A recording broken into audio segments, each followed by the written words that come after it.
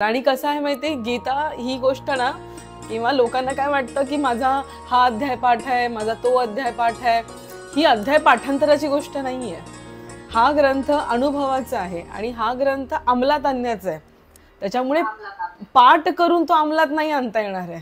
त्याला आपण असं बसून त्याचं चिंतन करून, कोणीतरी आपल्याला सांगून त्याचं एक्झॅक्ट ॲप्लिकेशन काय आहे हे जेव्हा कळणार ना, तेव्हा आपण तो ग्रंथ अंमलात आणू शकू. मी अजिबात म्हणजे असं विरोध नाही करत की पाठांतर करू नका वगैरे वगैरे, पण ज्यांची पूर्ण मुखोद्गत आहे ना गीता, त्यांची सुद्धा आयुष्य अशी वाया जाताना पाहिलेत. ज्यांची ज्ञानेश्वरी मुखोद्गत आहे, त्यांच्यातला अहंकार असा एखाद्या ज्वालामुखीसारखा प्रसंगाला उफाळून आलेला पाहिलाय. ज्यांची ज्ञानेश्वरी पाठ आहे, अभंग गाथा पूर्णपणे पाठ आहे, त्या व्यक्तींना अहंकाराने बरबटलेलं पाहिलेलं आहे. समोरच्या व्यक्तीतला राम न पाहता त्याला कसंही अद्वा बोलताना पाहिलेलं आहे. त्याच्यामुळे या सगळ्या गोष्टी पाहिलेत म्हणून कुठेतरी जाणवतं की गीता हे सगळ्याच जर मूळ आहे, तर ते आपण रोजच्या वागण्यामध्ये आलं पाहिजे. आणि जर रोजच्या वागण्यामध्ये आलं पाहिजे, तर ते आपण कुठून तरी ते कोळून प्यायलं पाहिजे, तरच ते शक्य आहे. म्हणजे पाण्यासारखी गीता अध्यात्मामध्ये आहे. जसं जेवणामध्ये किंवा आपल्या शरीरामध्ये पाणी आहे, तसं अध्यात्मामध्ये तत्वज्ञानामध्ये तत्वज्ञान कुठलं असेल पाणी स्वरूपात, तर ते म्हणजे गीता आहे. प्रत्येक हा दिवसांची इच्छा होती आणि अचानक लिंक आली. मी लगेच जॉईन झाली. माझ्या एक दोन फ्रेंडला पण टाकलं, तुम्ही पण जॉईन व्हा. अच्छा. मला खूप आनंद झाला. मी जेव्हा पहिल्यांदा सेशन केलं, जॉईन झाली, तेव्हा खूप म्हटलं आपली फार मनापासून इच्छा होती ना, तर आपल्याला बरोबर बरोबर मिळाली. कुठून ना कुठून काहीतरी मिळालं. एवढं सर्व दूर पसरलं, ते बरं वाटलं, छान वाटलं. ताई, आपण असाच प्रवास करूया. आजच्या आपण सेशनची सुरुवात अगदी भजनाने करणार आहोत. सगळ्यांनी हाताने टाळी, मुखाने नाम. श्रीराम जय राम जय जय राम, श्रीराम जय राम जय जय राम. बोला, श्रीराम जय राम जय जय राम, श्रीराम जय राम जय जय राम, श्रीराम जय राम जय जय राम, श्रीराम जय राम जय जय राम, श्रीराम जय राम जय जय राम, श्रीराम जय राम जय जय राम, श्रीराम जय राम जय जय राम, श्रीराम जय राम जय जय राम, श्रीराम जय राम जय जय राम, श्रीराम जय राम जय जय राम, श्रीराम जय राम जय जय राम. बोला पुंडलीक वरदे हरी विठ्ठल, श्री ज्ञानदेव तुकाराम पंढरीनाथ भगवान की जय. माऊली ज्ञानेश्वर महाराज की जय. जगद्गुरु तुकाराम महाराज की जय. सब संतन की जय. गोपाल कृष्ण भगवान की जय. विठ्ठल विठ्ठल विठ्ठल विठ्ठल विठ्ठल विठ्ठल विठ्ठल. वक्रतुंड महाकाय सूर्यकोटी समप्रभ, निर्विघ्नं कुरु मे देव सर्वकार्येषु सर्वदा. या कुंदेन्दु तुषारहार धवला, या शुभ्रवस्त्रावृता, या वीणावरदण्डमण्डितकरा, या श्वेतपद्मासना, या ब्रह्माच्युत शङ्कर प्रभृतिभिः देवी सदा वन्दिता. सा मां पातु सरस्वती भगवती निःशेषजाड्यापहा. मूकं करोति वाचालं पङ्गुं लङ्घयते गिरिं, यत्कृपातमहं वन्दे परमानन्दमाधवं. माधुर्यरसकल्लोळां शिवशैत्येकरूपिणीम्, अमृतानुभवार्थाय वन्दे ज्ञानेशनन्दिनी. नमोऽस्तु ते व्यासविशालबुद्धे, फुल्लारविन्दाय तपत्रनेत्र, येन त्वया भारततैलपूर्णः प्रज्वालितो ज्ञानमया प्रदीपः. ॐ पार्थाय प्रतिबोधितां भगवतां नारायणेन स्वयं. व्यासेन ग्रथितां पुराणमुनिनां मध्ये महाभारतम् अद्वैतामृतवर्षिणीं भगवतीम् अष्टादशाध्यायिनीम् अम्ब त्वाम् अनुसन्दधामि भगवद्गीते भवद्वेषिणीं नमितो योगी थोरविरागी तत्त्वज्ञानी संत तो सत्कविवर परात्पर गुरुज्ञान देव भगवंत बोला पुंडलीक वरदे हरिविठ्ठल श्री ज्ञानदेव तुकाराम पंढरीनाथ भगवान की जय माऊली ज्ञानेश्वर महाराज की जय जगद्गुरु तुकाराम महाराज की जय सब संतन की जय गोपाल कृष्ण भगवान की जय। चला आजच्या सेशनची सुरुवात आपण एका छान कथेनेच करणार आहोत। कथा संत कबीरदास यांच्या आयुष्यातली आहे। कबीरदासांच्या छान छान कथा उपलब्ध आहेत। कधी मिळालं एखादं पुस्तक वाचण्याजोगं कथेचं तर बघा आणि सोडू नका। या कथेमधून खूप काही शिकण्यासारखं आहे। बघा बरं का काय होतं एक्झॅक्टली। संत कबीरदास आपल्या सगळ्यांना माहिती आहे, आपल्याला त्या गाण्यामुळे माहिती आहे। कबीराचे बिन तो शेले कौसल्येचा राम बाई कौसल्येचा राम, म्हणजे कबीराचे बिन तो शेले तर शेला विणण्याचं काम विणकाम कबीर करायचे। तर हा त्यांचा रोजचा व्यवसाय होता। एक दिवस काय होतं, त्यांच्याच गावातली एक व्यक्ती कबीरांकडे येते आणि त्यांना म्हणते की कबीरजी मी काशीला चाललो आहे, मी तीर्थयात्रेला चाललोय, तुम्ही पण येता का माझ्या बरोबर? तुमची सगळी व्यवस्था मी करतो, फक्त माझ्या बरोबर तुम्हाला चालायचंय, तुम्हाला देवादिकाची आवड आहे, चला जरा आपण यात्रा करून येऊ। कबीरजी म्हणतात आता करायचं काय, माझं तर हे रोजचं काम आहे, हे जर मी केलं नाही तर माझ्या घरादाराची उपजीविका कशी चालणार, त्यामुळे मी काही येऊ शकत नाही बरं का। बघा या गोष्टीमध्ये प्रत्येक ठिकाणी स्वतःला ठेवून बघा, पुढे पुढे स्वतःला त्याच्याबरोबर कम्पेअर करत करत चला। कबीरदासजी म्हणतात की नाही मला शक्य नाही आहे ते तुझ्या बरोबर येणं, पण माझं एक काम करशील का, फक्त एवढी तीर्थयात्रा करणार आहे, काशीला वगैरे जाणार आहे, गया प्रयाग सगळं करणार आहे, तर एक काम फक्त माझा कर, हा भोपळा माझ्याकडे आहे ना, हा भोपळा माझ्या जवळचा तू घेऊन जा आणि तुझ्या बरोबर फक्त ठेव, काही करू नको। जर तुला माझ्याबद्दल स्नेह वाटत असेल, जर तुला वाटत असेल की यांना आपण घेऊन जावं अशी तुझी खरी इच्छा असेल ना, तर माझी एवढी इच्छा पूर्ण कर, हा भोपळा तुझ्या बरोबर ठेव, काही करायचं नाही, कुठल्या देवाला अर्पण करू नको, काही करू नकोस, फक्त तुझ्या बरोबर ठेव आणि येताना तुझ्या बरोबर तू घेऊन ये। तर तो मनुष्य असाच करतो। गावचा तो त्यांच्या गावामध्ये राहणारा तो माणूस जाते यात्रा, तो यात्रेला जाताना तो म्हणतो एवढा स्नेह आहे तर तो 2 किलोचा भोपळा वागवायला मला काही अवघड नाही, मी घेऊन जातो। ते घेऊन जातात, सगळी यात्रा पूर्ण करतात आणि यात्रा पूर्ण झाल्यानंतर पुन्हा कबीरदासांकडे येतात आणि त्यांच्या पाया वगैरे पडतात, आलो मी। कबीरदासजी पुन्हा पाया पडतात की तू एवढी यात्रा करून आलायस म्हणून मी तुझ्या पाया पडतो। आता तो म्हणतो की तुम्ही जसं म्हटलेलात तसा हा भोपळा तुमचा आता मी घेऊन आलेलो आहे, घ्या तुमचा हा भोपळा। कबीरदासजी म्हणतात बरोबर आहे। त्याला वाटतं की कबीरदासांना बोलायचं आहे की या भोपळ्याला सर्व तीर्थांचं दर्शन घडलं, म्हणजे याच्यामध्ये तो म्हणतात ना प्युरिटी आली असेल, ते पावित्र्य आलं असेल, मग तो प्रसाद झाला असेल, म्हणून त्यांनी आपल्याला सांगितलंय। म्हणून तो अगदी आदराने तो भोपळा घेतो, कबीरांच्या हातात देतो आणि म्हणतो घ्या हा भोपळा।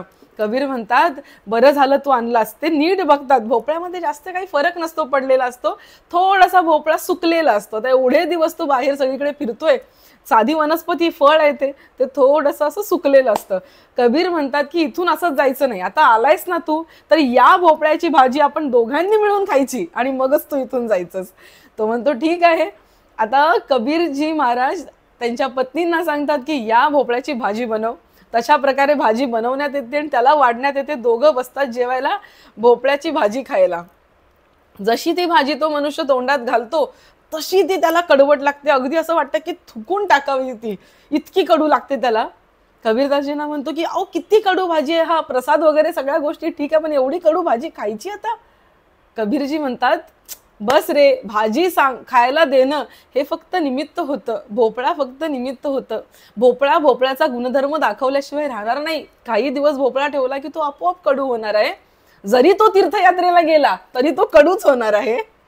आता पुढचं काय ते मी बोलायची गरज आहे का? जरी आपण उठून तीर्थयात्रेला गेलो आणि जर आपल्या अंतरस्थितीमध्ये फरक नसेल तर आपण जास्तीत जास्त कडूच होणार आहे. का? कारण बाहेरची अव्यवस्था, धूळ, घाण, प्रवासाचा त्रास याच्यामुळे आपण कडूच होणार आहोत. खरा जर बदल करायचा असेल, खरं जर अध्यात्म करायचं असेल तर आपले संत आपल्याला खूप साध्या सोप्या मार्गाने शिकवतात की जिथे आहात तिथेच भगवंताचं भजन करा. नको ते खटाटोप, नको त्या उलाढाल्या, मग हा मेळा तो मेळा, हा बाबा आणि ती बाई करत बसू नका. इतकं छान आपल्याला संत सांगतात. त्या भोपळा जसा त्याचा गुणधर्म दाखवल्याशिवाय राहत नाही, तसे आपण मनुष्य आपला गुणधर्म दाखवल्याशिवाय राहत नाही. आपल्याला काय वाटतं, सेशनला एवढी गर्दी कमी का आहे? का गर्दी कमी आहे? कारण आपल्याकडे दाखवायला चमत्कार नाही, आपल्याकडे दाखवायला बुवा नाही, बाबा नाही. लोक चमत्काराला नमस्कार करतात. चमत्काराला नमस्कार आहे. तुम्ही उद्या सांगा काहीतरी, उद्या इथे तुम्ही सांगा ताई मनातलं ओळखतात, पुढच्या सेशनला 100 लोक. तुम्ही धरून चाला, 100 कमीत कमी धरून चाला. काहीतरी चमत्कार दाखवला ना की लोक येतात.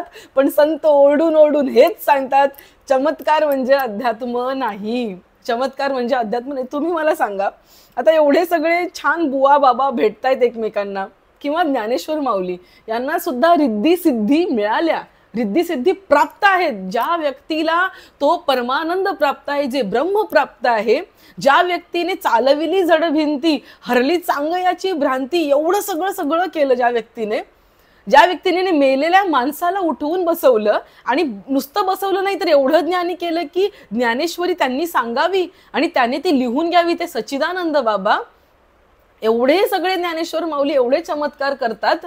त्यांना काय अवघड आहे हो, काय अवघड आहे? पण एखाद्याने ह्याच्यासाठी साधना करावी का? मी पाण्यावर चालता येईल मला.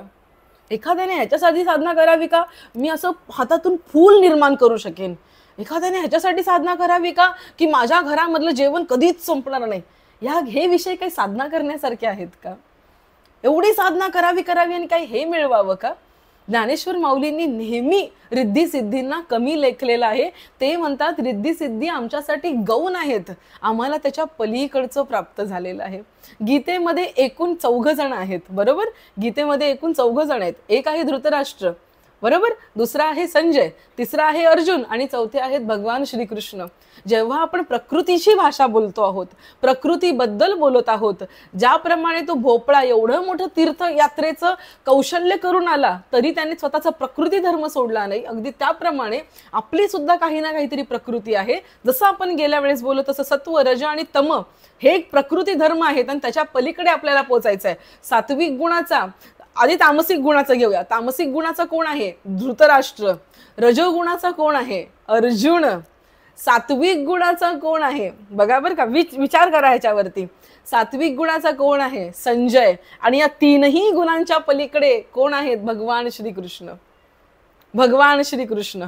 म्हणूनच 564 श्लोक त्यांच्या मुखात आहेत. का? कारण या 3ही गुणांपासून आपल्याला वर चढायचंय. पहिला श्लोकातच धृतराष्ट्र सांगतोय फक्त माझं माझं. काय झालं? धर्मक्षेत्रे कुरुक्षेत्रे समावेत्ता युत्सवा मामकहा पांडवा. मामकहा या शब्दावरती गुरुजींना जेव्हा गीतेचं प्रवचन सुरू करतात ना आचार्य गोविंददेव गिरीजी महाराज, तेव्हा मामकहा या शब्दावरतीच बोलतात. माझं बोलणारा जो असतो ना तो तामसिक गुणाचा.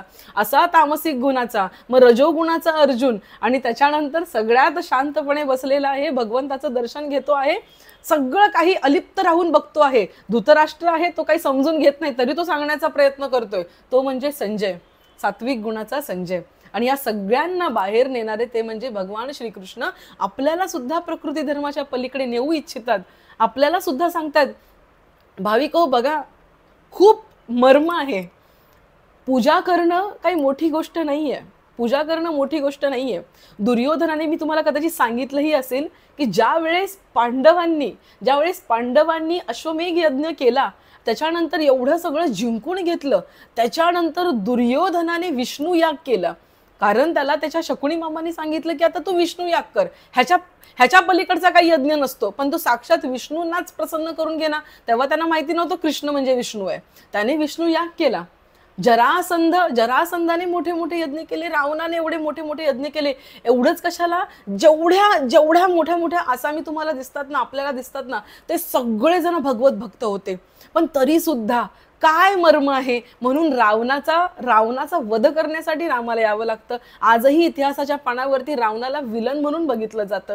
काय मर्म आहे. जरासंध असेल, दुर्योधन असेल, दुर्योधनाचं राज्य तर इतकं सुंदर होतं, लोक म्हणतात तो अर्जुनाला हरवण्यासाठी इतक्या चांगल्या प्रकारे राज्य करायचं ना, की या युधिष्ठिराला मी हरवीन, हा धर्मराज म्हणतात ना याला, मी हरवीन आणि मी चांगलं राज्य करून दाखवीन. तो लोकांना चांगल्या प्रकारच्या सुखसुविधा द्यायचा. पण ते करण्यामागचा भाव काय होता हे जाणून घेणं महत्वाचं आहे. आपल्याला भले वाटू शकतं की मी सगळं चांगलं करीन, मी माझ्या दिरा जावांचं सगळं केलं, मी माझ्या भावाचं, भावजाईचं, आईचं, सगळ्यांचं सगळं सगळं सगळं केलं, ताई सोसायटीमध्ये पूजा आहे, ताई हे झालं, ताई ते झालं, सगळीकडे ताई आम्ही पुढे असतो, मान्य आहे. सगळं ताई आम्ही पूर्ण करतो, मान्य आहे. 1 मिनिट थांबाल का, जरा विचार कराल मागचा भाव काय आहे. आणि जर योग्य भावाने पूजा नाही केली तर श्रोते हो, हात जोडून क्षमा मागून बोलते, जे करताय ते सगळं पापामध्ये गणलं जातंय. आणि मग बोलायचं, ताई आमच्याच वाट्याला दुःख, आम्हालाच का दुःख होतं, करायचं होतं वेगळंच पण झालं वेगळंच, आम्हाला हे करायचं होतं, इतकं छान करायचं होतं पण वेगळंच झालं. मला सरते शेवटी बघा, तुम्ही आणि मी जणू एकाच आपण वाहनामध्ये बसलोय, एकाच होडीने आपण पुढे चाललोय. काही लोक माझ्या पुढे काही वर्ष पुढे असतील, काही लोक माझ्यापेक्षा काही वर्षांनी मागे असतील, पण आपण एकाच होडीमध्ये आहोत. काही वर्षांनंतर ना, ज्या वेळेस ना हलती दातांच्या पंगती त्याला म्हातारा म्हणती, सावधान सावधान श्रोते बोला राम नाम. ज्यावेळेस रामदास स्वामी म्हणतात ना, 10 वर्षापासून 100 वर्षापर्यंत, खूप खूप सुंदर अभंग आहे. 10 वर्ष बालपण, 20 वर्ष तारुण्य, 10 वर्षाचं बालपण, 20 वर्ष तारुण्य, तेव्हा जडला अभिमान, न कळे साधन, 30ची होय भरती, दारा पुत्र लाभती, तेव्हाच पडली भ्रांती, न कळे स्वरूप स्थिती. खरी भ्रांती कधी पडते, 30 मध्ये, 31 पासून ते 40 वर्षापर्यंत, बरोबर. 40 वर्ष होती, श्यामकेस शुभ्र होती, हलती दातांच्या पंगती, त्याला म्हातारा म्हणती. 60ची गुत्ती गाठी, हातामध्ये घेऊन काठी, वसा वसा धावे पाठी, मागे धावती कारटी. 60चा माणूस कसा म्हणतात, डोकं फिरलं याचं लोक म्हणतात. 60ची गुत्ती नाटी, हातामध्ये घेऊन काठी, वसा वसा धावे पाठी, मागे धावती कारटी. 70ची होता गणना, उठता वैसवेना, बसता उठवेना, बापुडा होय दीनवाना. 4 20 मिळवणी 80, 4 20 मिळवणी 80, बापुडा होय विदेशी, जळावीन मासोळी जैशी, तैसा होय कासाविशी. नवावरी दिले पूज्य, सुख राहिले तुझे, म्हणत असे माझे माझे माझे, तरी जड झाले ओझे. शतवारी पुरुष झाला, राजहंस आतला राजहंस उडून गेला, जण म्हणती उचला उचला, प्राणी भूमीभार झाला. या लागी सज्जनास, विणवितो रामदास, धरा सद्गुरूची कास, आणि वाचे बोला राम नाम, वाचे बोला राम नाम, वाचे बोला राम नाम. रामदास स्वामी 10 वर्षापासून ते 100 वर्षापर्यंत, म्हणजे असं कन्सिडर करतायत की आपलं आयुष्य 100 वर्ष आहे, आणि कसं कसं ते वाया जातं बघा जरा. इतकं आयुष्य आपलं वाया जातं. आपल्याला वाटतं मी रोज देवपूजा केली, मी कोणाचं वाईट चिंतन नाही केलं, मी कधी कोणाला दुखापत नाही केली, म्हणजे मी पुण्यवान आहे. अजिबात नाही. हे सगळं करत असताना मीच कशी पुण्यवान. तो लागला ना की झालं मुसळ केरात, गेलं ना, काही राहिलं नाही त्याच्यामध्ये. आणि तुम्हाला वाटेल ताई सारखं तुम्ही अहंकाराबद्दलच बोलता, कारण मला इतकं जाणवतं, तुमच्यामध्ये नसेल बाबा, माझ्यामध्ये तर मला तो क्षणोक्षणी जाणवतो. प्रचंड प्रयत्न करायचा, पण कृती झाल्यानंतर जाणवतं, ओ माय गॉड, माझा विचार हा होता का, किती चुकले. कृती झाल्यानंतर आपल्याला कळतं, मी एक संसारिक आहे, तुम्ही एक संसारिक आहात. विचार करून बघूया ह्या गोष्टीवरती. सगळं आपल्याला थिअरी माहिती असते, जसं त्या मुलाने परीक्षेला जावं, सगळं आई मी सगळे गणिताचे फॉर्म्युले पाठ केले, मला आता काही अडणार नाहीच आहे. आई विज्ञानाचे सगळे मुद्दे पाठ आहेत. परीक्षेला गेला, सगळं सॉल्व केलं. परीक्षा गृहातून बाहेर पडलं, आईने विचारलं, अरे दुसऱ्या क्रमांकाचा तो बचं उत्तर काय लिहिलंस, आणि त्याने ते चुकीचं सांगावं. आईने बोलावं, अरे कुठला फॉर्म्युला वापरलास तू, चुकीचा फॉर्म्युला वापरला. तेव्हा लक्षात यावं, अरे बापरे वेळ निघून गेली, आता काय करू. तेव्हा लक्षात यावं, शेवटचा श्वास चालू आहे, शेवटची घटका चालू आहे, हात हालत नाही, पाय हलत नाहीये, काही हलत नाही, आता मुखही हलत नाहीये, विचार चालू आहेत. त्यावेळेस संपूर्ण आयुष्य माणसाच्या समोरून असं धावत असतं आणि आपल्या हातात काहीच नसतं. आता काय कर्म करणार डोंबल, या क्षणाला काय कर्म करणार आहोत आपण. म्हणजे केलंय ती सगळी पाप पुण्य डोळ्यासमोरून जायला लागतात. तुम्ही म्हणाल ताई अनुभव आहे का? आता याचा अनुभव असा आपण ट्रायल घेऊन करणार आहोत का? कोणी आपण ट्रायल घेऊन कोणी मरणार आहोत का? आपण अजिबात नाहीये. त्यामुळे त्या घटकेसाठी तयार राहायचंय. मी तर म्हणेन मरणाची घटका राहिली दूर. सगळे संत म्हणतात अंतकालासाठी तयार राहा. मी तर म्हणेन तेही राहिलं दूर. पण एकदा भगवंत सांगतोय ना त्याच्याप्रमाणे कर्म करून बघूया. किती मजा आहे त्याच्यामध्ये. मी हे ऑब्झर्व केलंय की या जगामध्ये ना लक्ष्मण दादा, या जगामध्ये ना पापी लोक खूप सुखी येतो, खूप सुखी. आणि आपल्यासारखे माळ जपतायत, ग्रंथ वाचतायत, तीर्थयात्रा करतायत, कोण महाराजाला घरी बोलवतायत, पाय धुतायत, आमकं करतायत, तमकं करतायत. ह्यांच्या तोंडावरती 12 वाजलेले असतात. हो म्हणजे पापी लोक अत्यंत खुशीने मिरवत असतात. कोणाचं लग्न असलं काय असले धिंगाड तिंगाड धिंगाड तिंगाड. आणि आपल्यासारखे तोंड पाडून बसलेले मी ब्रह्म आहे, नाही चालणार ना. असं काहीतरी चुकतंय. There is something mistaking, there is something mistaken. काहीतरी चुकलेलं आहे. चेक केलं पाहिजे, चेक केलं पाहिजे. मी याबद्दल नेहमी विचार करते, तुम्ही पण याबद्दल विचार करा. तेच भगवंत आता सांगतो आहे. भगवान श्रीकृष्ण अर्जुनाला म्हणतायत. आणि इतका सुंदर श्लोक आहे ना, इतका सुंदर श्लोक आहे ना. आजचा श्लोक तुम्ही बघा. आत्ताचे श्लोक भगवंत सांगतोय की तुझ्या हातून जे कर्म होतंय ना सगळं प्रकृतीनुसार होतंय. जसं गेल्या वेळेस सांगितलेलं सगळं प्रकृतीनुसार होतंय. त्यामुळे तुझ्या हातात बऱ्यापैकी काहीच नाहीये. इन शॉर्ट भगवंताला बोलायचंय अर्जुना, यू कांट डू एनिथिंग. तुझ्या हातात काही नाहीये. फळ कसं मिळणार आहे तुझ्या हातात काही नाही. पण कर्म करताना भाव कसा असला पाहिजे हे मात्र तुझ्या हातात आहे. हीच गोष्ट तुझ्या हातात आहे. फल काय असावं. Result is not in your hand, result is not under your control, but how to do कर्म कुठल्या भावनेने करायचंय that is under your control. हे भगवंत सांगतोय. आजच्या आपण श्लोकाकडे वळूया. खूप सुंदर श्लोक आहेत. शेवटचा श्लोक आजचा इतका छान आहे की आपल्या सगळ्यांच्या मनातला भाव अर्जुनाने भगवंताला बोलून दाखवलेला आहे. जणू काही आपल्याच बाजूने अर्जुन सांगतोय, भगवंताला विचारतोय की अरे याचं उत्तर दे रे, आम्हाला काही कळत नाहीये. बघूया आज भगवंत काय सांगतोय अर्जुनाला. गेल्या वेळचा श्लोक क्रमांक 32 आपला राहिलेला होता. सगळ्यांनी अनम्यूट करायचा आणि व्यवस्थित श्लोक ऐकायचा आहे. आपल्याला याच्यावरती जास्त वेळ घालवायचा नाहीये. पण सगळे उच्चार करून एकदा तोंडातून गेलं की परत वाचायला सोपं जाणार आहे. ठीक आहे. ये त्वेत द, ये त्वेत द भ्यसूयन्तो, ये त्वेतदभ्यसूयन्तो नानुतिष्ठन्ति मे मतम्, सर्वज्ञान विमूढांस्तान विद्धि नष्टान चेतसः. ठीक आहे, ठीक आहे. पुन्हा एकदा बोलून दाखवते. आता नीट ऐका, माझ्या मागून तुम्हाला बोलायचंय पुढच्या वेळेस. आता ऐका. ये त्वेतदभ्यसूयन्तो नानुतिष्ठन्ति मे मतम्, सर्वज्ञान विमूढांस्तान विद्धि नष्टान चेतसः.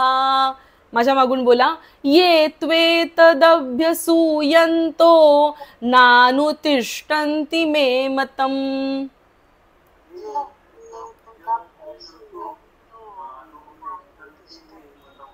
सर्वज्ञान विमूढांस्तान विद्धि नष्टान चेतसः.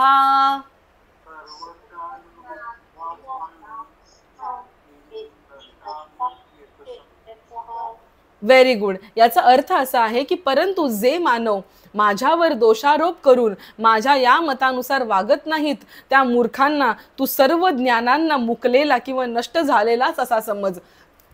काय आहे भगवंताचं मत? भगवंत म्हणतोय जे कोणी मानव दोषदृष्टी टाकून श्रद्धायुक्त अंतःकरणाने माझ्या या मताचे नेहमी अनुसरण करतात ते सर्व कर्मापासून मुक्त होतात. आणि याच्या अपोजिट जे भगवंतावरती दोष टाकतात, माझं वाईट झालं भगवंत कारणीभूत, माझं असं झालं देवामुळे झालं, ही सृष्टीच का निर्माण केली, आम्हाला जन्मच का दिला, दुःखातच टाकायचं होतं तर असं का केलं. तर भगवंत म्हणतो हे सगळे मूर्ख आहेत ना, ते मुख्य ज्ञानाला मुकलेले आहेत आणि ते नष्टच झाले असे समज. त्याच्यानंतर भगवंत काय म्हणतोय ऐका बरं का.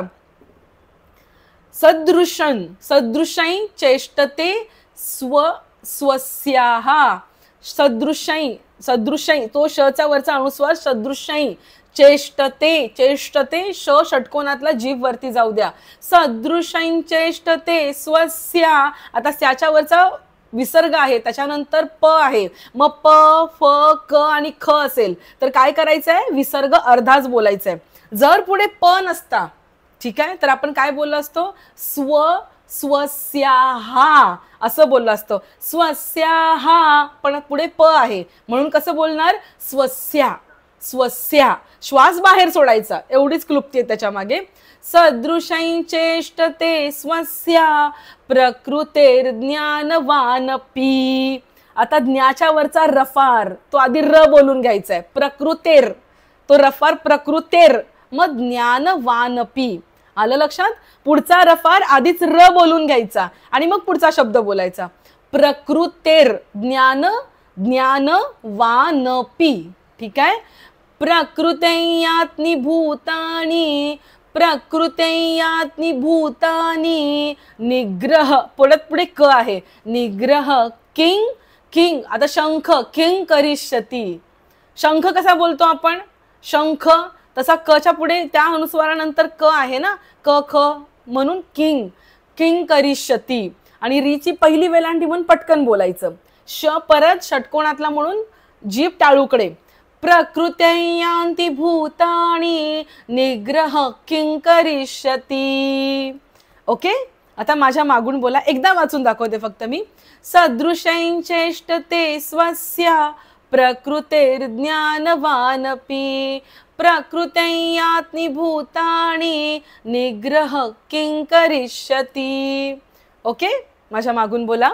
सदृशैं चेष्टते स्वस्या प्रकृतेर्ज्ञानवानपि.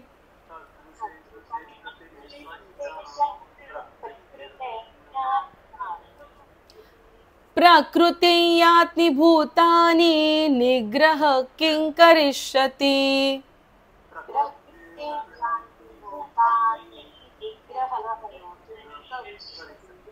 Very good. याच्यामध्ये आपण कसं म्हणतो, धनवान, धनवान म्हणजे कोण, ज्याच्याकडे भरपूर धन आहे. गुणवान, गुणवान म्हणजे कोण, ज्याच्याकडे भरपूर गुण आहेत. इथे भगवंताने नवीनच शब्द शोधून काढला, काय, प्रकृतिवान. प्रकृतिवान म्हणजे कोण, जो प्रकृतीच्या फेऱ्यामध्ये इतका अडकलाय की तो प्रकृतीयुक्तच दिसतो कायम. आपण कसं म्हणतो, एखादा मनुष्य किती शांत आहे, निर्लेप आहे. संतांकडे बघितलं कसं वाटतं, शांत आहेत, निर्लेप आहे, प्रकृतीच्या पलीकडचे आहेत. पण एखादा संसारिक असेल, मला मला मला मला करणारा वगैरे असेल, रजोगुणाने भरलेला, तमोगुण, रजोगुण, सत्वगुण पण थोडा थोडा मध्ये मध्ये येत असतो, दान धर्म तो करत असतो, मग त्याला आपण कसं म्हणणार, प्रकृतिवान. प्रकृतिवान मनुष्य. भगवंत इथे म्हणतोय, सर्व प्राणी प्रकृतीच्या वळणावर जातात, म्हणजेच आपल्या स्वभावाच्या अधीन होऊन ते कर्म करत असतात. ज्ञानी सुद्धा आपल्या स्वभावानुसारच व्यवहार करतो, मग या विषयात कोणाचाही हट्टीपणा काय करेल. ऐका बर का, भगवंत इथे सांगतोय आपल्याला की प्रकृतीच्या पलीकडे जाणं आपल्याला शक्य नाहीये. मग एखादा ज्ञानी जरी म्हटला की मी हट्टाने जरी म्हटला की मी या प्रकृतीनुसार चालणार नाही, मी या स्वभावानुसार चालणार नाही, असा व्यवहार मी करणार नाही, तर त्या हट्टीपणाचा काय उपयोग. इथे भगवंत म्हणतात या विषयामध्ये हट्टीपणा काय काम करेल. हट्टीपणा करणं काहीही उपयोगाचं नाहीये. मग त्याच्यावरती पुढे सोल्युशन आहे. म्हणजे इथे भगवंत सांगतोय की प्रकृती कशी अपरिहार्य आहे किंवा प्रकृतीच्या पलीकडे जाणं कसं अवघड आहे, हे इथे भगवंत सांगतोय. ऐकावर का, पुढचा श्लोक आहे, त्याचा जो मुख्य शब्द आहे त्याचा मी विग्रह करून वर लिहिलंय.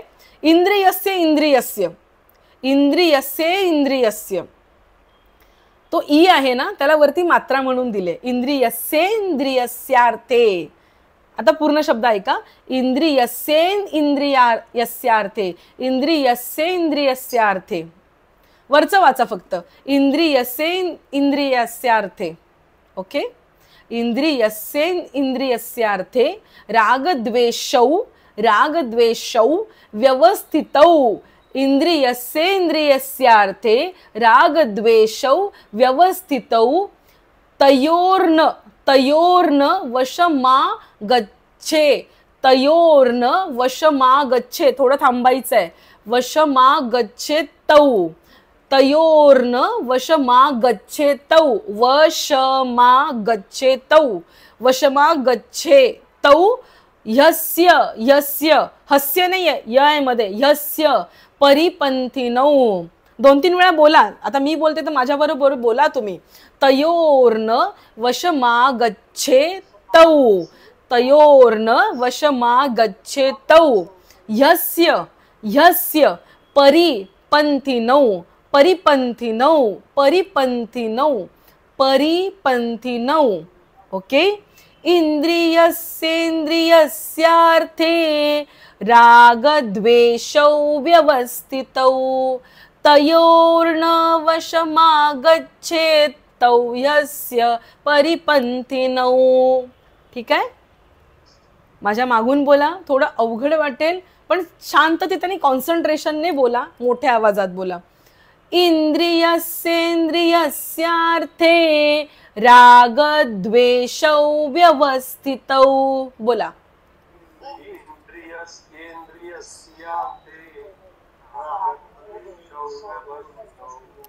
तयोर्न वशमागच्छेत् तौ ह्यस्य परिपन्थिनौ.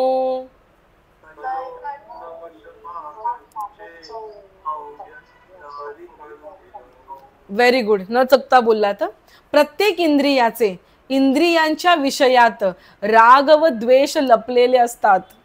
माणसाने या दोहोंच्या आहारी जाता कामा नये, कारण ते दोन्हीही त्याच्या कल्याण मार्गात विघ्न करणारे मोठे शत्रू आहेत.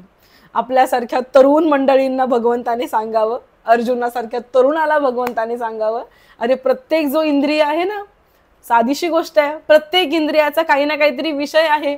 जसं नाक हे इंद्रिय आहे, त्याचा गंध हा विषय आहे. जीभ हे इंद्रिय आहे, त्याचा रस हा विषय आहे. कान हे इंद्रिय आहे, त्याचा ध्वनी हा विषय आहे. प्रत्येक इंद्रियाच्या मागे काही ना काहीतरी विषय हे लपलेले आहेत आणि ते सगळेच विषय पूर्ण होणार नाहीयेत, त्यामुळे राग येणार आहे. आणि जरी पूर्ण झाले तरी लोभ येणार आहे. ऐका बरं का, विषय जरी पूर्ण झाला तरी आणखीन पाहिजे, लोभ येणार आहे, मोह येणार आहे. आणि जर विषय पूर्ण नाही झाला तर राग येणार आहे आणि द्वेष येणार आहे. म्हणजे इंद्रियांच्या विषयामध्ये काय काय लपलेलं आहे? राग लपलेला आहे, लोभ लपलेला आहे, मोह लपलेला आहे, द्वेष. आपले न पूर्ण होता दुसऱ्यांचे पूर्ण झाले, काय आला? द्वेष. म्हणजे प्रत्येक इंद्रियाचा काही ना काहीतरी विषय आहे. त्याच्या पूर्ततेमध्येही काय आहेत? विषय आहेत. त्याच्या पूर्ततेमध्ये लोभ आहे, मोह आहे आणि त्याच्या अपूर्तीतही राग आहे आणि द्वेष आहे. माणसाने या दोहाच्याही आहारी न जाता, या दोघांच्याही आहारी नाही जायचं, म्हणजे रागाच्या द्वेषाच्या, म्हणजे इंद्रियांच्याही आहारी न जाता आणि विषयांच्याही आहारी न जाता, कारण ते दोन्हीही त्याच्या कल्याण मार्गामध्ये विघ्न आणणारे शत्रू आहेत. मुळात या इंद्रियांचे जे जे विषय आहेत ते विषयांच्या पूर्तीसाठी मनुष्य जेवढा जेवढा पळतो तेवढा तेवढा तो आत्माच्या आत्मकेंद्रीपणापासून दूर दूर जातो, किंवा तो आत्म्याच्या प्राप्तीपासून दूर दूर जातो, तेव्हा तो स्वस्थितीपासून तेवढा तेवढा तो दूर दूर जातो. म्हणून त्याच्या त्या मार्गातला तो अडथळा आहे, असं इथे भगवंत बोलतोय. या जर विषयावर बोलायला गेलं ना तर श्रोते हो खूप बोलता येईल. मी सांगतेय काय, ही अशी गाय आहे ना गीता नावाची, की तिचं तुम्ही कितीही दोहन करा, कितीही दूध तुम्ही काढा, ते पौष्टिक दूध तुम्हाला मिळतच राहणार आहे. आपल्याला फक्त ते रवंथ करण्याची गरज आहे. आता जरी हा श्लोक लक्षात नाही ना राहिला, काही हरकत नाही, त्याच्या अर्थाचं तरी चिंतन कराल की नाही. काय म्हणतात? प्रत्येक इंद्रियाच्या मागे विषय, कुठला ना कुठला विषय त्या प्रत्येक इंद्रियाच्या मागे आहे. तो विषय पूर्ण झाला तरी सुद्धा काही ना काहीतरी आपल्याला म्हणतात ना, षडरिपू जे आपले शत्रू आहेत, तो कुठला ना कुठला तरी षडरिपू आपल्याला चिकटणार आहे. आणि जरी नाही पूर्ण झाला तरी षडरिपू चिकटणारच आहे. म्हणून माणसाने या इंद्रियांच्या आणि विषयांच्या दोघांच्याही नादाला लागू नये, कारण दोन्हीही आपले मोठे शत्रू आहेत, असं इथे भगवंत म्हणतोय. याचं चिंतन करूया, रवंत करूया याच्यावरती. पुढचा श्लोक क्रमांक 35 ऐका बरं का. श्लोक क्रमांक 35.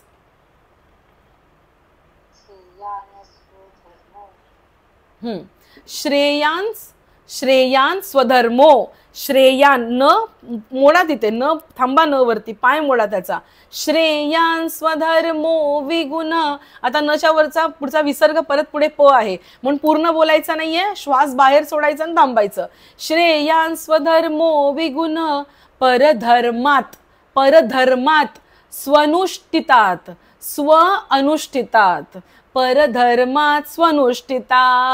परधर्मात स्व अनुष्ठितात. श्रेयान स्वधर्मो विगुण परधर्मात स्वनुष्ठितात. स्वधर्मे निधनं श्रेय स्वधर्मे निधनं श्रेय परधर्मो भयावह परधर्मो भयावह. माझ्या मागून बोला. श्रेयान स्वधर्मो विगुणा.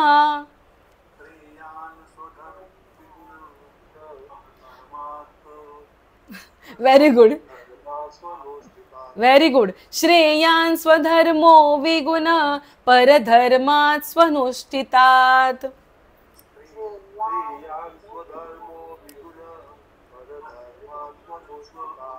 स्वधर्मे निधनं श्रेय परधर्मो भयावह.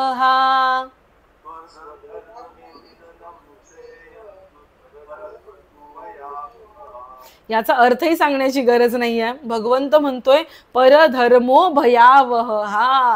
मला उद्या उठून कोणीतरी सांगितलं किंवा कोणीतरी तुम्हाला म्हटलं की चला उठा उठा उठा, तुम्हाला कीर्तन करायचंय, उभं राहायचंय, तुम्ही काय म्हणाल? अरे तो माझा धर्म नाहीये, अजून तरी मी बाबा संसारातच आहे, मी तिथपर्यंत पोहोचलो नाही, मी काय उभं राहू, मी काय बोलू? परधर्म, दुसऱ्याचा धर्म म्हणजे काय? गुणधर्म, दुसऱ्यासारखं वागण्याचा प्रयत्न करणं नेहमी भयावह आहे. आता मला सांगा, या कलियुगामध्ये सगळी लोक दुःखामध्ये आहेत. का असतील ती दुःखामध्ये हो? का असतील दुःखामध्ये? याचं मेन कारणच हे आहे की आपण कोणाची ना कोणाची तरी कॉपी करतोय. आत्ताच्या लँग्वेजमध्ये सांगायचं झालं तर हा त्याचा अर्थ आहे. काय म्हणतोय भगवंत? चांगल्या प्रकारे आचरणात आणलेल्या दुसऱ्याच्या धर्माहून गुणरहित असला तरी आपला धर्म अतिशय उत्तम आहे. इथे धर्म म्हणजे फक्त असं नाही बोलायचं आमची ही जात आहे, आमचा हा धर्म, तो वाला धर्म इथे भगवंत नाही सांगत आहे. भगवंत कुठला धर्म सांगतो इथे? तुझा धर्म काय आहे? What is your feature, what is your characteristic? तुझ्या धर्मानुसार तुला काय कर्म मिळालेलं आहे? दुसऱ्याचं कर्म कितीही पैसा देणारं असलं, कितीही श्रेष्ठ असलं तरी त्याच्यापेक्षा आपला जो धर्म आहे, आपल्या अंगीभूत गुणानुसार आपल्याला जे कर्म येतं ते कर्म आपण उत्तम रीतीने करावं.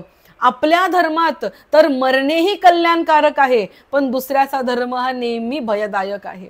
स्वतःचं कर्म भले ते मरण ओढवणारं असलं तरी सुद्धा स्वतःचा धर्म व्यक्तीने सोडू नये. स्वधर्मानुसार स्वधर्मानुसार माणसाने नेहमी वागावं असं इथे भगवंत सांगतो आहे. सिंपल लँग्वेजमध्ये, आत्ताच्या लँग्वेजमध्ये, डोंट कॉपी अदर्स. दुसऱ्यांना कॉपी करायच्या भानगडीत पडू नका. साधी सोपी गोष्ट, तिला कसा शॉर्ट स्कर्ट छान दिसतो तसा मी पण शॉर्ट स्कर्ट घालू का? अजिबात नको घालूस, नाही चांगला दिसत आहे. स्वतःला जे शोभतं, स्वतःला जे कम्फर्टेबल आहे, स्वतःचा जो स्वभाव धर्म आहे त्या स्वभाव धर्माला अनुसरून वागावा माणसाने. इतकं साधं आणि सोपं भगवंत बोलतो आहे. श्रोते हो, याच्या पुढचा जो श्लोक आहे तो श्लोक आपण पुढच्या वेळेस घेणार आहोत. जो श्लोक इतका सुंदर आहे तो ऐकण्यासाठी आपण परत पुढच्या वेळेस भेटायचंय. पण त्याच्यापूर्वी आपल्या सेशनला उशीर होतोय म्हणून मला गोष्ट घ्यायची आहे.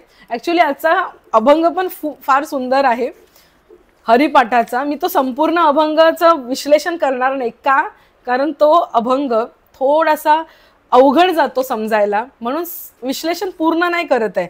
पण आज जे आपण प्रकृती धर्म वगैरे घेतला ना त्याला ते अनुसरून आहे, त्याला ते पॅरलल जाते, म्हणून मला बोलायचं आहे बरं का. इथे ज्ञानेश्वर माऊली म्हणतात साधू बोध झाला, साधू बोध झाला. पूर्ण अभंग सांगते मग कळेल काय समजतं याच्यातून. तुम्ही पण जरा चिंतन करा, मग त्याच्यावरती आपण गोष्ट घेऊया. साधू बोधावरती आपण गोष्ट घेऊया. साधू बोध झाला तो नुरोनिया ठेला, ठाईच मुरला अनुभव, कापूरच्या वाती उजळलेली ज्योती, ठाईच समाप्ती झाली जैसी, मोक्ष रेखे आला भाग्य विनटला, साधूंचा अंकिला हरिभक्त, ज्ञानदेवा गोडी संगती सज्जनी. ज्ञानदेवाला गोडी आहे कुठली? संतांच्या संगतीची. त्या का? कारण हरी दिसे जनी वनी आत्मतत्वी. खूप अवघड वाटलं असेल ना.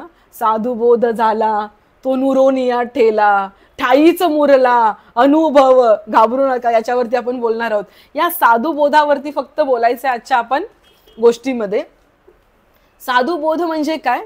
जे आपण साधूंकडून शिकतो, जो बोध आपण शिकतो. साधू म्हणजे संत, जो संतांकडून सज्जनांकडून आपण बोध शिकतो तो. मला माझ्या लहान बहिणीने काही वर्षापूर्वी एक प्रश्न विचारलेला, ताई संत म्हणजे काय असतं? संत या शब्दाचा अर्थ काय? कशापासून बनला आहे? मग हा प्रश्न मी भरपूर लोकांना विचारला. म्हणजे स्वभावानुसार मी भरपूर प्रश्न विचारते, तर हा प्रश्न मी भरपूर लोकांना विचारला, मला काही मनासारखं उत्तर मिळालं नाही. पण ज्यावेळेस आयुष्यामध्ये थोडा योग आला, जिथे मी भागवत सांगावं आणि भागवताचा आधी अभ्यास करावा आणि मग ते सांगावं असा योग आला, त्याच्यानंतर कुठेतरी मनामध्ये ही प्रेरणा आली, सत चित आणि आनंद, सच्चिद आनंद. भगवंत कसा आहे? सच्चिदानंद आहे. मग तो सत म्हणजे काय आहे? सत म्हणजे हे प्रकृतीतलं तत्व जे ब्रह्मतत्व आहे ते सत आहे, तेच सत्य आहे, तेच निरंतर आहे, त्याला फोडणारं दुसरं काहीच नाहीये. मग त्या सत्तपासून संत झालं आहे असं मला आतून प्रेरणा मिळाली आणि तेव्हापासून तोच अर्थ घेऊन मी पुढे चालते. तो अर्थ प्रत्येक ठिकाणी परफेक्ट लागतो. ठीक आहे, सतपासून संत झालेला आहे. तर साधुबोध, संतांचा बोध कसा असतो ह्याच्यावरती आजची गोष्ट आहे. एक होता राजा. राजाने काय केलं, राजांना सवय असायची ना, जुन्या काळातले राजा, मग त्यांना अशी सवय असायची एखाद्या नर्तकीला बोलवावं राज्यामध्ये, मग जेणेकरून तिचंही पोट भरलं जाईल, तिला तिच्या कलेचं सादरीकरण करता येईल आणि आपल्या आजूबाजूच्या लोकांचा सुद्धा विरंगुळा होईल. ठीक आहे, तर असंच राजाने त्या नर्तकीला आपल्या राज्यामध्ये बोलवलं आणि ते म्हणाले की तू ये राज्यामध्ये, तुझी कला सादर कर आणि आम्ही सगळेजण त्याचा आस्वाद घेऊ.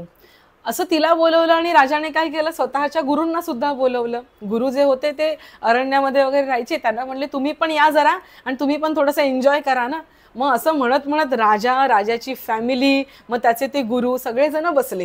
आता गुरूंजवळ काय, गुरूंजवळ संपत्ती नाहीये द्यायला, म्हणून राजाने काय केलं, एक सुवर्ण मोहरांची पिशवी गुरूंच्या हातामध्ये दिली की घ्या, तुम्हाला वाटलं तर तुम्ही बक्षीस तिला जाहीर करू शकता, म्हणून त्यांनी ती पिशवी गुरूंच्या हातामध्ये दिली. आता सगळेजण बसले, नर्तकी नाचायला उभी राहिली आणि सगळे तिच्याबरोबरचा जो क्रू असतो ना, जसं कीर्तनाचा क्रू असतो, पकवाजवादक, गायक वगैरे सगळे तिच्याबरोबर सुद्धा ते पकवाजवादक, गायक सगळे बसले तिच्याबरोबर आणि आता सुंदर तिचं नृत्य सुरू झालं.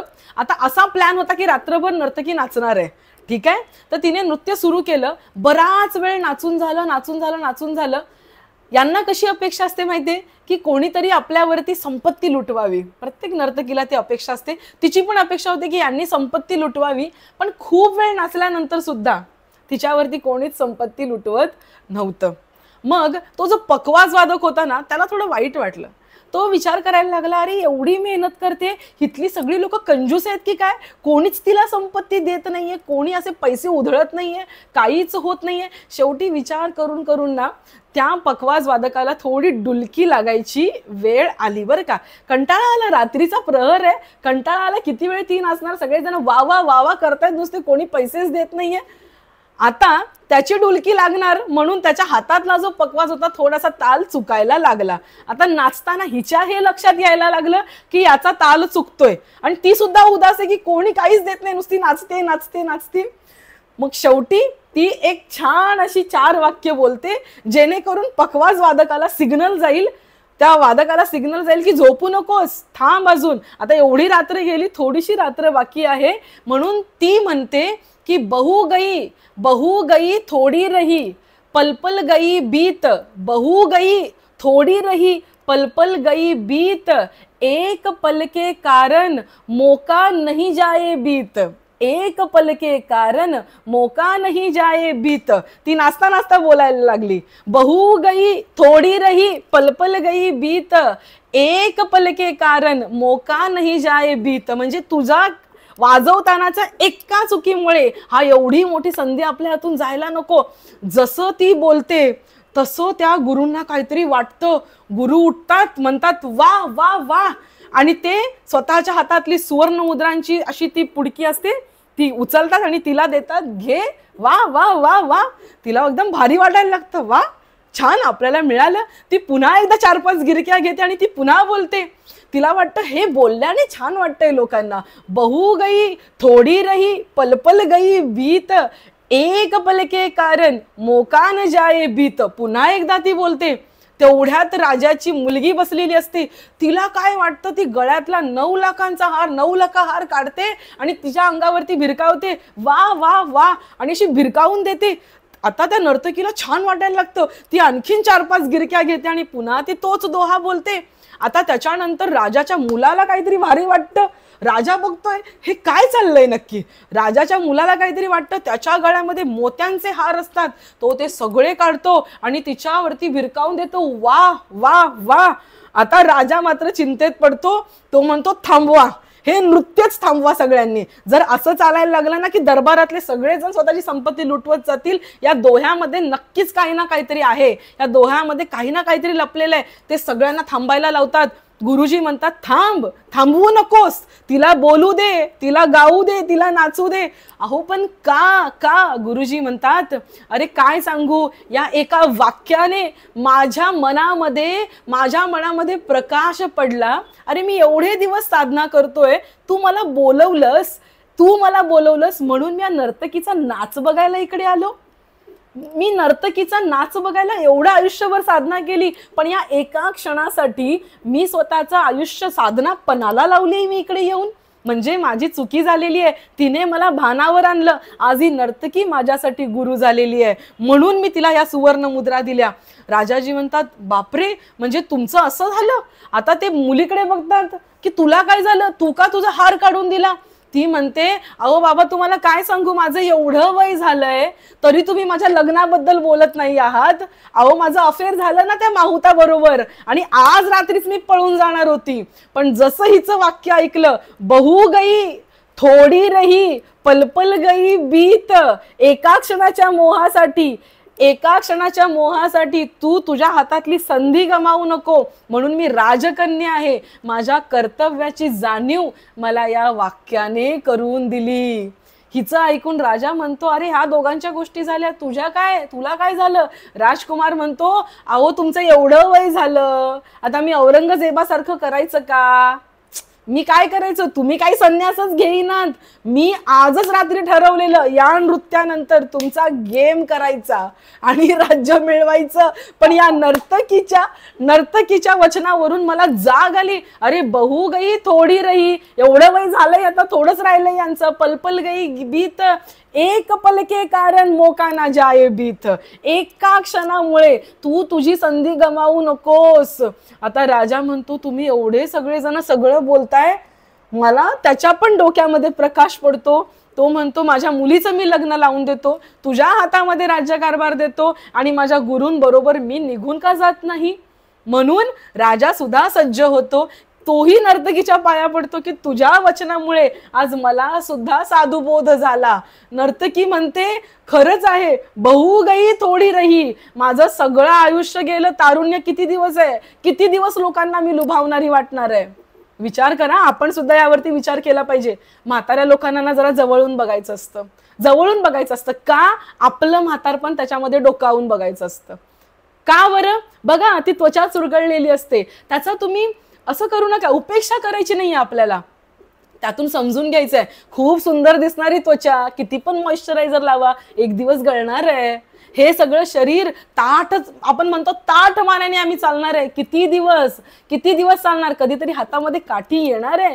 तसाच बोध त्या नर्तकीला सुद्धा होतो. ती म्हणते एवढे दिवस मी नाचगाणं करतेय, आता मी सुद्धा अध्यात्माला लागलं पाहिजे.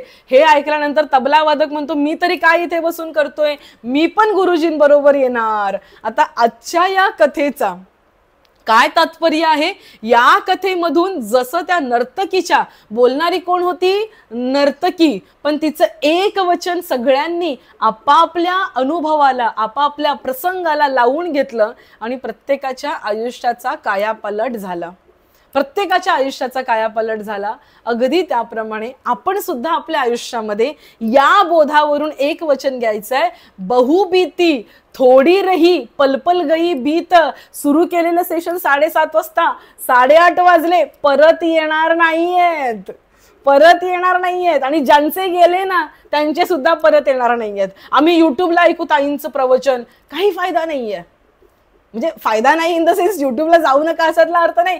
त्या क्षणाचा उद्घोष होतो ना, त्या क्षणाची काहीतरी खासियत असते ना, ज्या क्षणी ते प्रकट होतं असतं ना, त्याचं काहीतरी असतं ना. मला यांचा फोन आला होता, सुषमाताई म्हणून, स्वामी माधवनाथांच्या शिष्या सुषमाताई म्हणून होऊन गेल्या. अतिशय वृद्ध होईपर्यंत त्या बोलायच्या. हरिपाठावरती एकदम संन्यस्त वृत्ती असलेली स्त्री होती ती. आणि त्यांनी इतकं छान बोललंय ना. पण सुरुवातीच्या काळात त्या संप्रदायाच्या मी सगळ्यांच्या जणू परिचयाची आहे आणि ते सगळ्यांच्या कॉन्टॅक्टमध्ये आहे. सगळे बोलायचे, ताई स्वामी स्वरूपानंदांची पुस्तकांना ताई जात नाहीत, ताई बऱ्या गोष्टींचा बराच प्रचार करावा लागतो, ताई असं होतं, ताई तसं होतं, एवढा प्रचारच होत नाहीये. म्हणलं थोडं थांबा.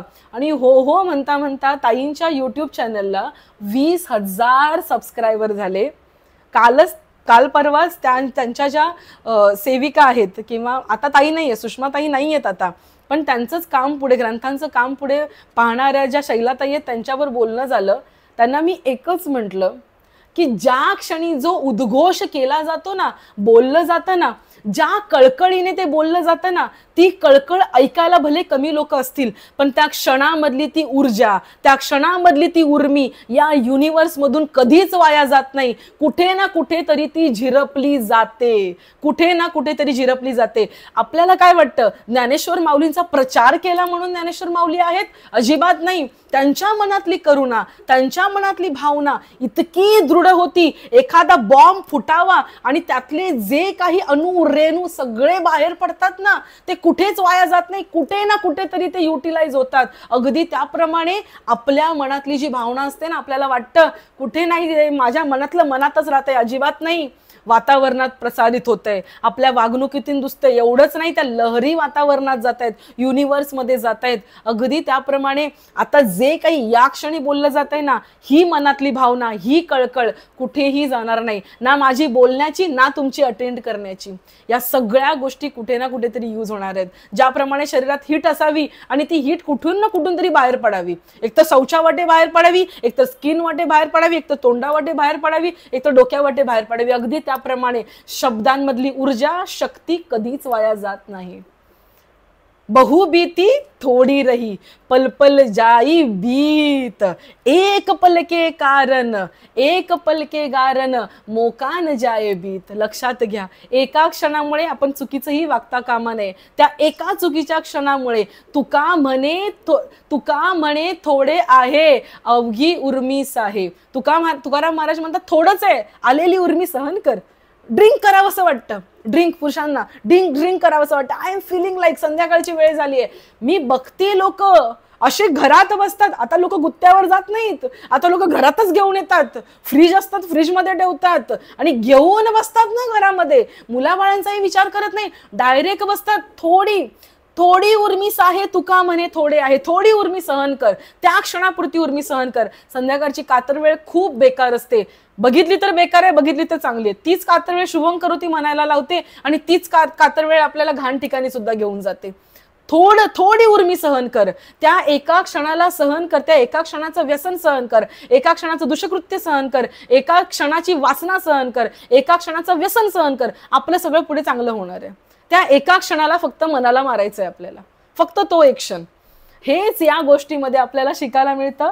इतकं सुंदर मर्म देणारी ही गोष्ट आहे. जेव्हा जेव्हा वाटेल वाईट करावं, जेव्हा जेव्हा वाटेल वाईट खावं, जेव्हा जेव्हा वाटेल वाईट प्यावं, जेव्हा जेव्हा वाटेल वाईट वागावं. बघा, आपण सगळी माणसं आहोत. तुम्हीही माणूस आहात, मीही माणूस आहे.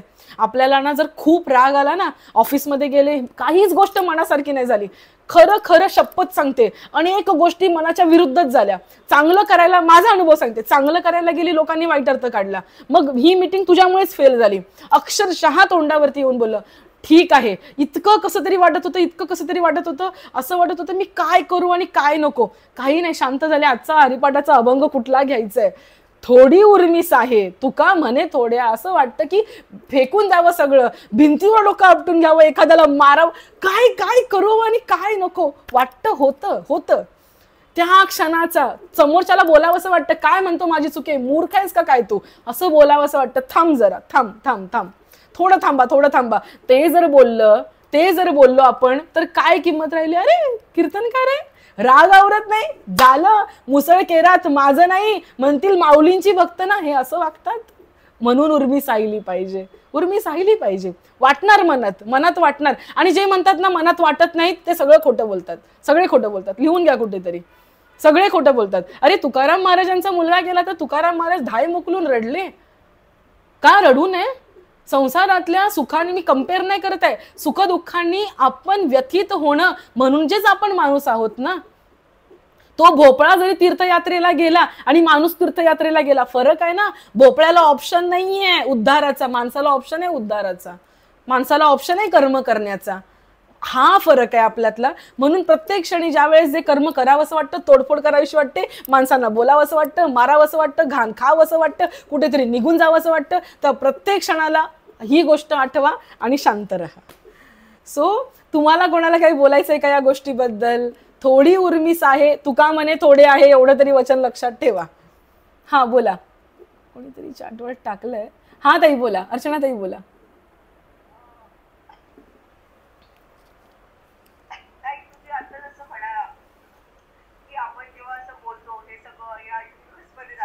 हा बरोबर.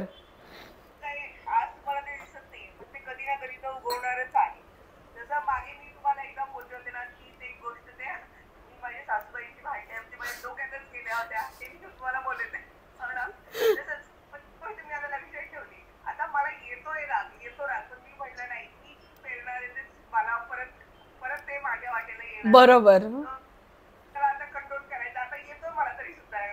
येणार येणार येणार येणार.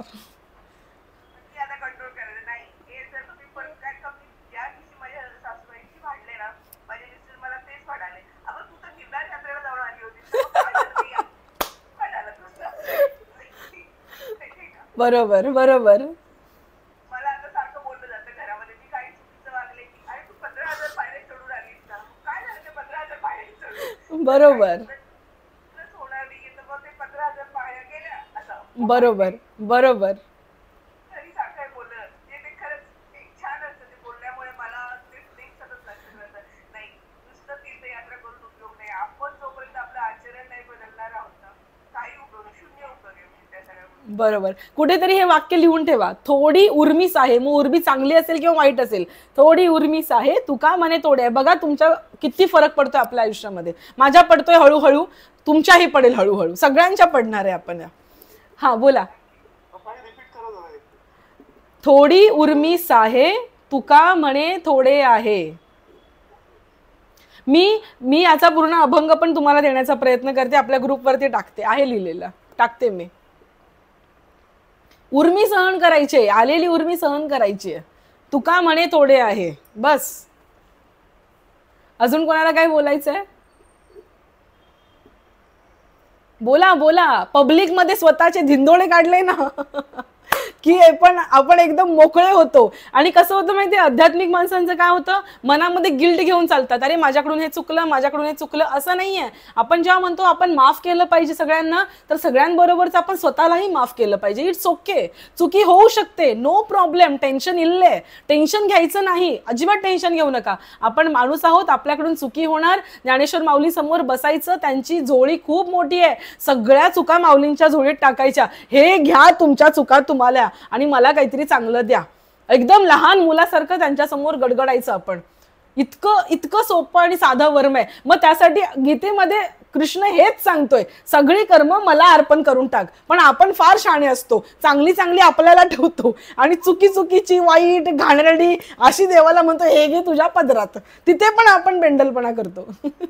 म्हणजे आपण थोडंसं प्रामाणिक राहून सगळी कर्म भगवंताच्या माऊलींच्या जोडीत टाकली पाहिजेत. हा अजून कोणाला काय बोलायचं आहे? ओके, सो मी असं समजते कोणाला काही बोलायचं नाहीये. आणि चला आपण झालेली जी सेवा आहे ती माऊलींच्या चरणी अर्पण करूया, सर्व संत सज्जनांच्या चरणी अर्पण करूया. आणि पुढच्या आपण सेशनला साधू बोध झाला हा अभंग बऱ्यापैकी अंडरस्टँडिंगला डिफिकल्ट आहे, तो आपण अभंग घेणार आहोत. ठीक आहे. सो बोला पुंडलिक वरदे हरी विठ्ठल, श्री ज्ञानदेव तुकाराम, पंढरीनाथ भगवान की जय, माऊली ज्ञानेश्वर महाराज की जय, जगद्गुरु तुकाराम महाराज की जय, सब संतन की जय, गोपाल कृष्ण भगवान की जय, विठ्ठल विठ्ठल विठ्ठल विठ्ठल विठ्ठल. सगळ्यांनी अनम्यूट करायचं आणि ही प्रार्थना बोलायची आहे. आकल्प आयुष्य व्हावे माझी या सकळा हरीच्या दासा, कल्पनेची बाधा न हो कोणी काळी, ही संत मंडळी सुखी असो, अहंकाराचा वारा